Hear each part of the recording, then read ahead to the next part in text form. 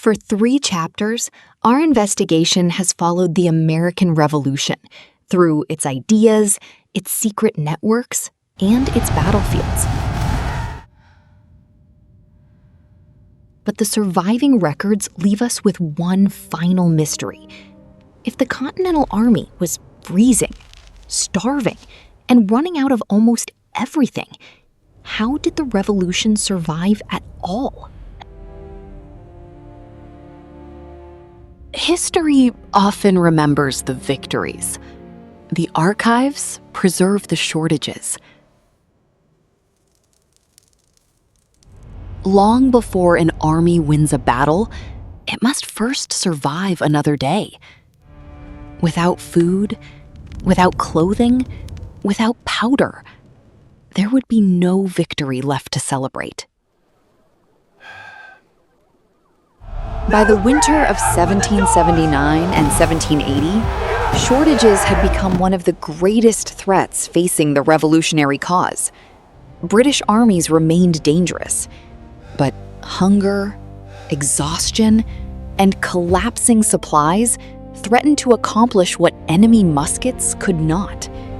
They threatened to end the revolution from within. To understand why that collapse never came, we must leave the battlefield behind. Our next evidence is not preserved inside military headquarters. It survives in kitchens, workshops, barns, and beneath the floors of ordinary homes. These were places history rarely considered worthy of attention. Yet, during the Revolution, they became part of an invisible logistical system, one sustained largely by women whose names seldom appeared in official reports. By 1780, the grand promises proclaimed in Philadelphia had collided with a far harsher reality. Independence could no longer be secured by speeches alone. It depended upon something far less celebrated: supply. Our investigation now returns to Abigail Adams. Popular memory often portrays her as patiently awaiting news from her husband.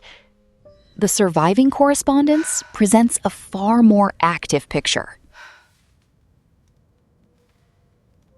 During the war, Abigail described experimenting with the manufacture of saltpeter, the essential ingredient used in 18th century gunpowder.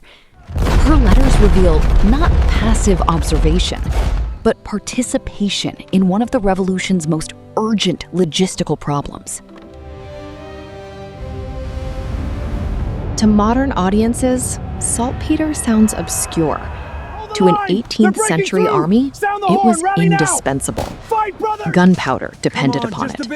Without gunpowder, muskets became clubs, and cannon became little more than iron monuments. The colonies possessed only limited domestic production. Imports were uncertain. Blockades disrupted trade. Across the countryside, civilians searched for ways to manufacture what the army desperately lacked.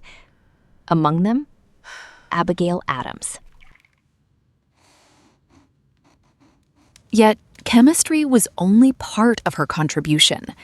Her correspondence preserves something equally valuable. It documents how ordinary women confronted another enemy: economic collapse. One letter from July 1777 describes an event that historians still cite today.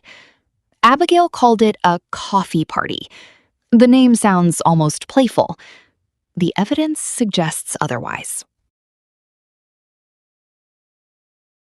According to Abigail's account, around 100 women gathered after learning that a merchant was withholding coffee while prices continued to rise.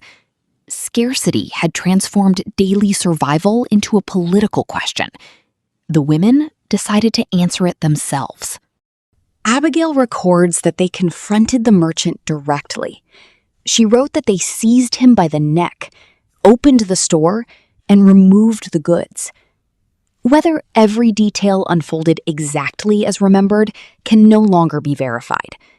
What survives beyond dispute is Abigail's testimony that women were prepared to intervene publicly when wartime shortages threatened their communities. The significance of the episode lies not only in the coffee itself. The archives reveal something larger. Domestic responsibility had become political action. Women who had long managed households were now defending the economic survival of the revolution itself. Soon afterward, Abigail reminded John Adams of something she had written before. If particular care and attention is not paid to the ladies, we are determined to foment a rebellion. It was a sentence delivered with wit, yet beneath it lay a serious truth. The revolution depended upon labor that remained largely invisible, and those performing it knew their contribution could no longer be ignored. While Abigail Adams documented the struggle unfolding in Massachusetts, another movement was quietly taking shape hundreds of miles away in Philadelphia. This time, the battlefield would not be a marketplace. It would be an entire city. By the summer of 1780, the Continental Army faced another desperate crisis. Years of war had drained public finances. Inflation had weakened continental currency. Soldiers often waited months for supplies that never arrived. The revolution had won victories, but victory had come at an enormous cost. Official reports spoke repeatedly of shortages, not simply of ammunition, but of the ordinary necessities that allowed an army to function: food, clothing, blankets, shoes. History remembers battles. Armies remember logistics. It was in this atmosphere that Esther De Berdt Reed proposed an extraordinary idea. If the government lacked resources, perhaps the people themselves could provide them. Her published appeal called upon women across Pennsylvania to support the soldiers who continued to fight for independence. This was far more than a charitable appeal. The documents reveal careful organization. Committees formed, neighborhoods were divided. Volunteers went door to door. Every contribution, however small, became part of a coordinated civilian effort unlike anything previously attempted in the colonies. After Esther Reed's death later that year, leadership passed to Sarah Franklin Bache. The campaign continued. House by house, street by street, the movement expanded until thousands of women had participated. The surviving financial records indicate that the Ladies' Association collected more than 300,000 continental dollars. Measured by face value, the amount appears astonishing. Yet inflation had already diminished much of the currency's purchasing power. The women understood this, and so did Washington. Washington initially suggested that the money be distributed directly among the soldiers. The proposal was practical, but the women envisioned something different, something more enduring. Rather than handing each soldier cash, the association chose to transform their efforts into clothing. Every donation would become linen. Every length of linen would become a shirt. Every shirt would become tangible proof that civilians stood behind the army. Across Philadelphia and beyond, tables became workshops. Homes became production centers. Thousands of hours of careful labor unfolded quietly behind ordinary doors. No military order compelled it. No government salary rewarded it. The work continued because the cause demanded it. By the campaign's conclusion, approximately 2,200 linen shirts had been completed. Each one represented far more than cloth. Each shirt embodied countless unseen hours, measuring, cutting, stitching, and sacrifice. To a soldier enduring years of hardship, a clean shirt offered more than physical comfort. It restored dignity. It reminded exhausted men that the communities they defended had not forgotten them. Sometimes, morale travels not in speeches, but in linen. Then, our investigation arrives at one of its most remarkable discoveries. Each shirt carried the name of the woman who had sewn it. Hidden inside the hem, quietly preserved, was an unmistakable signature. This decision was deeply symbolic. For centuries, women's labor had often disappeared into anonymity. Here, anonymity was deliberately rejected.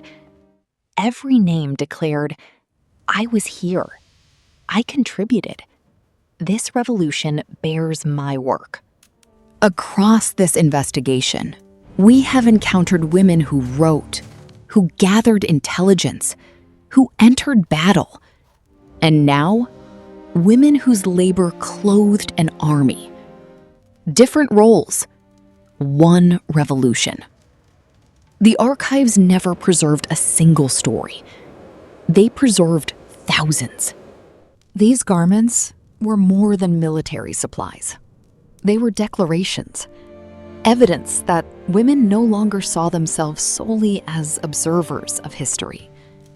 Through organization, through labor, and through visible acts of public commitment, the camp stirs. They claimed a place within the revolutionary story itself. The American Revolution officially ended in 1783. The guns gradually fell silent, the treaties were signed, a new nation emerged.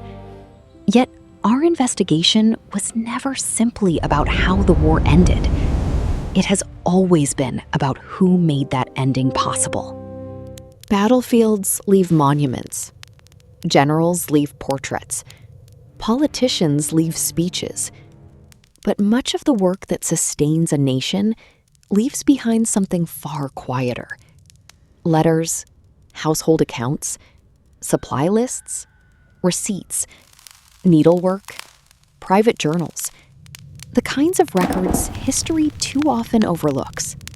Those surviving documents became the foundation of this investigation. They do not ask us to replace one national story with another. They ask us to complete it. Because when examined together, they reveal a revolution supported by far more people than traditional narratives have often acknowledged. At the beginning of our journey, we met women who challenged the revolution with ideas. Abigail Adams demanded that liberty be measured by more than lofty words. Mercy Otis Warren transformed political argument into literature. Phyllis Wheatley proved that intellect could become its own form of resistance. Before armies marched, they helped shape the conversation that made revolution imaginable. Then the archives carried us beyond philosophy. They revealed women gathering intelligence, crossing enemy lines, carrying messages, and, in Deborah Sampson's case, marching into battle beneath another name. The struggle for independence unfolded not only in Congress, but wherever courage was required. Finally, our investigation entered kitchens, cellars, churches, and workshops.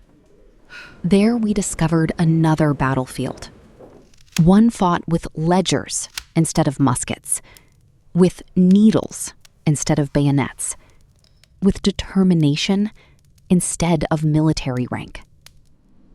Without food, without clothing, without supplies, even the greatest army cannot endure. Across 4 chapters, the evidence has pointed toward one conclusion. Women did not participate in only one corner of the American Revolution. They were present throughout it, in its ideas, its intelligence, its battlefields, its logistics. not as a forgotten footnote, but as part of the revolution's living foundation. When this documentary began, we asked a simple question. Where were the women of the American Revolution? The answer was never hidden. It waited patiently inside the archives. Not in one extraordinary discovery, but across thousands of ordinary documents, each preserving another piece of a much larger story. History did not erase these women completely. Their handwriting survived. Their work survived. Their names survived. What disappeared was our willingness to read those records together. Perhaps that is the true purpose of historical investigation. Not to rewrite the past, but to allow the evidence to speak once more. The American Revolution was not sustained by generals alone, nor by statesmen alone. It endured because countless known and unknown people believed that sacrifice in the present might create a different future. Among them were women whose contributions remained woven into the nation long after their names faded from public memory. The archives are never truly silent. They are only waiting for someone to ask the next question. If you've joined me throughout this 4-part investigation, thank you. History is rarely as simple as the stories we inherit, and the archives often reward those willing to look a little deeper. If there is another overlooked chapter of history you believe deserves the same careful investigation, I'd love to hear your suggestion in the comments below. And if you enjoy evidence-driven documentaries built from the surviving historical record, consider subscribing to Forgotten Ages. Until our next investigation, remember this. Sometimes the greatest stories are not the ones history forgot. They are the ones we simply stopped reading.